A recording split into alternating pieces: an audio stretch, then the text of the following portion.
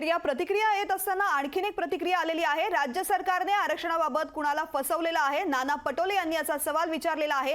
राज्य सरकारने कुणाला फसवलं? खुलासा करावा। सरसकट आरक्षण देणार होते, त्याचं काय झालं? असा प्रश्न त्यांनी विचारलेला आहे। जरांगे पाटलांचं उपोषण मुख्यमंत्र्यांनी सोडवलं, त्यावेळी दोन्ही उपमुख्यमंत्री का गेले नाहीत? सरकारने मराठा समाजाला की ओबीसी समाजाला फसवलं हेच कुणाला कळलं नाही। नेमकं आरक्षण कुठून दिलं? सरसकट आरक्षण देणार होते, त्याचं काय झालं?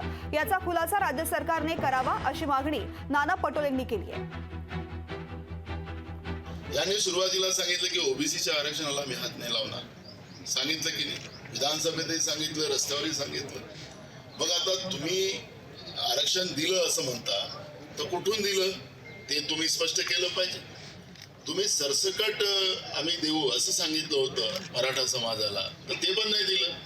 माझा सवाल असा आहे की मराठा समाजाला फसवलं की ओबीसी समाजाला फसवलं, सरकारने खुलासा केला पाहिजे। लोकशाही मराठी ऐका, पहा, जागरूक रहा।